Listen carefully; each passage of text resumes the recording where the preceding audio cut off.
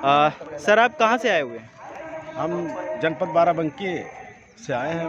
बगल में आपके लखनऊ हेडक्वार्टर के बगल में 30 किलोमीटर पे है।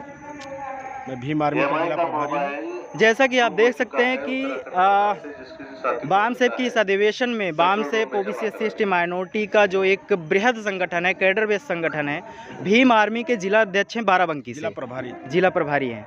तो सर आपको भीम आर्मी से हैं आप, और जैसा कि खास करके ओबीसी एससी एसटी माइनॉरिटी के जो अलग अलग संगठन हैं वो एक दूसरे में कहीं ना कहीं थोड़ा मनमुटाव रहता है, नहीं चाहते कि हम अगले के संगठन में क्यों जाएं।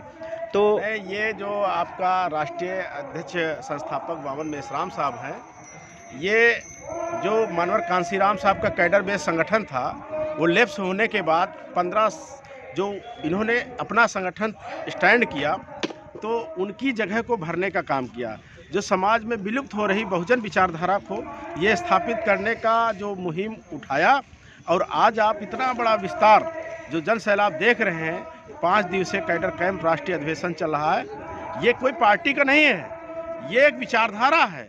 इस विचारधारा को जो सीखेगा वो बहुजन कल्याण, बहुजन हिताय, बहुजन सुखाय की बात करेगा, और जो इस चीज़ को नहीं सीखेगा, विचारों से अनभिज्ञ रहेगा और साहित्य से अनभिज्ञ रहेगा, तो वो उसकी दिशा ही नहीं सही होगी। मतलब सीखने के लिए आपको सुनना पड़ेगा, बोलने के लिए आपको समझना पड़ेगा, इतिहास में जाना पड़ेगा, साहित्य में जाना पड़ेगा। तो इस तरह से पूरे देश के लोग, सारे 27 प्रांतों के लोग जब आए हैं लखनऊ में, तो ये अपनी अपनी तरह से विचारधारा, समस्या, समाधान, दोनों चीज़ें, बुद्ध का जो बहुजन हिताय, बहुजन सुखाय, लोकानुपाय का जो उनका सिद्धांत था, उस सिद्धांत के अलावा देश का कल्याण नहीं हो सकता है, और एससी एसटी ओबीसी का कल्याण नहीं हो सकता, और किसी भी राजनीतिक दल का भी कल्याण नहीं हो सकता।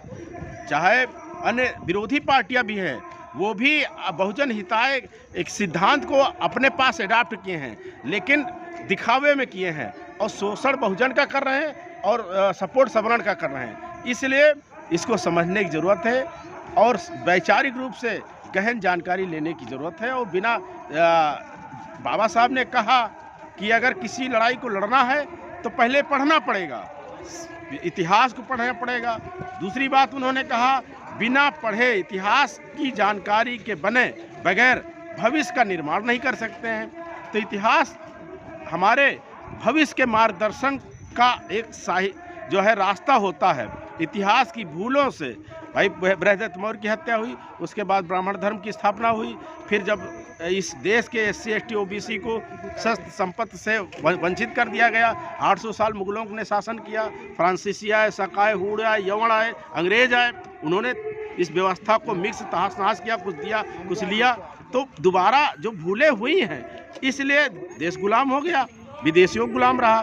तो इन भूलों को कैसे सुधारा जाए और कैसे देश में सर्वांगीण विकास हो, ये केवल अंबेडकर की आइडियोलॉजी, बुद्ध की आइडियोलॉजी, रविदास की, कबीर की आइडियोलॉजी भी चल सकती है। और उसमें वामन मेश्राम एक समझे अध्ययनशाला लगाकर सबको शिक्षित करने का काम कर रहे हैं, और जो आएगा वो पूर्णतः प्रशिक्षित होकर जाएगा। किसी भी दल का अगर कोई ज्ञानी व्यक्ति है, स्वामी विवेकानंद हो, स्वामी जो है राजा राम मोहन राय हो, चाहे बाबा साहब हो, चाहे हमारे मूल निवासी महापुरुष हों, संत तुकाराम चोखा मिला, इन लोगों, रामस्वरूप ललाई सिंह यादव ने ही तो सारी चीज़ों को आगे बढ़ाने का काम किया। उस चीज़ को वामन मेश्राम बढ़ा रहे हैं, और जितने सामाजिक संगठन हैं, राजनीतिक संगठन हैं, वो पहले कैडर बेस्ड संगठन बगैर तैयार किए लड़ाई। समाज में जैसे बहुत सारे संगठन हैं, अब जैसे आप भीम आर्मी से हैं, तो बामसेप के राष्ट्रीय अध्यक्ष वामन मेश्राम पर बहुत सारे सवाल भी उठते रहे हैं कि वो सिर्फ भाषणबाजी करने का काम करते हैं। असल में भाषणबाजी से एक वैचारिक रूप से लोग तैयार होंगे, वैचारिक रूप से तैयार होंगे तो वो क्रांतिकारी, स्थायी विचारधारा से मजबूत आदमी स्थायी होता है। और काई जो होती है, या उसमें जो तालाब में ऊपर से काई जो लगती है तो हिलोरे में फट जाती है। तो बिना वैचारिक रूप से हार्डली मजबूत हुए, मजबूत जो है प्रेशर नहीं हो सकता लंबे समय तक। लोगों ने जीवन जो है पूरा कुर्बान कर दिया, इसलिए कि वो विचारधारा से मजबूत थे। और विचारधारा जो मजबूत नहीं होते हैं, अवसरवादी होते हैं, तो कल बसपा में थे, भाजपा में चले गए, कांग्रेस चले गए, या अन्य दलों में चले के अपना हित तो स्टैंड कर सकते हैं। लेकिन समाज के हित का जो है कि अनदेखी होती रहेगी। और ये जो है बीजेपी आरएसएस के द्वारा समाज में जिस तरीके से एक द्वेष फैलाने का काम किया जा रहा है, आपको क्या लगता है कि जो सामाजिक परिवर्तन का कारवां है, जो बहुजनों को आज़ादी दिलाने का कारवां है, जो बहुजनों को सत्ता शासन और व्यवस्था में हक दिलाने का मामला है, वो इस संगठन के माध्यम से आप किस तरीके से देखते हैं?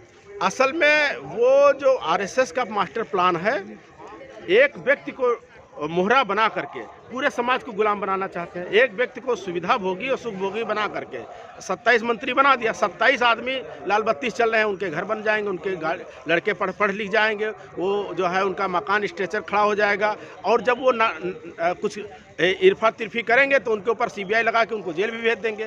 तो 27 परिवार ओबीसी के और 130 लोग एससी के एमपी एमएलए बना करके, और वो मोहरे हैं, और मोहरे बना करके समाज को गुलाम करने का काम कर रहे हैं। देखिए, निजीकरण हो गया, शिक्षा महंगी हो गई, रोजगार खत्म हो गया, रेलवे स्टेशन बिक गए, एयरपोर्ट बिक गया, रोडें बिक गई, जमीन किसानों की गिरोह धरने पर 28,000 मल्टीनेशनल कंपनियां भारत में आमंत्रित की गई थी। और ये कहिए पंजाब हरियाणा के किसानों को जो है पूरे देश के लोग खैर मनाएं, शुक्रिया अदा करें कि उन्होंने 700 किसानों त्याग करके और जो है किसान विरोधी बिल को वापस कराने का काम किया। नहीं तो अब तक तो ज़मीनें किसानों की चली जाती। हमारे साथ थे भीम आर्मी के जिला अध्यक्ष जो कि बाराबंकी के रहने वाले हैं, और बाम सेब के इस अधिवेशन में आकर वैचारिक रूप से जो उन्होंने सारी बातें बताई कि बाम सेब और भारत मुक्ति मोर्चा के आइडियोलॉजी से जो देश में बड़ी क्रांति होने का एक मुहिम छेड़ा गया है, उसमें हर एक संगठन के लोगों को बढ़ चढ़ कर आना होगा, चाहे वो किसी पार्टी से हो या किसी संगठन से हो। बिना वैचारिक रूप से एकजुट हुए परिवर्तन करना मुश्किल है।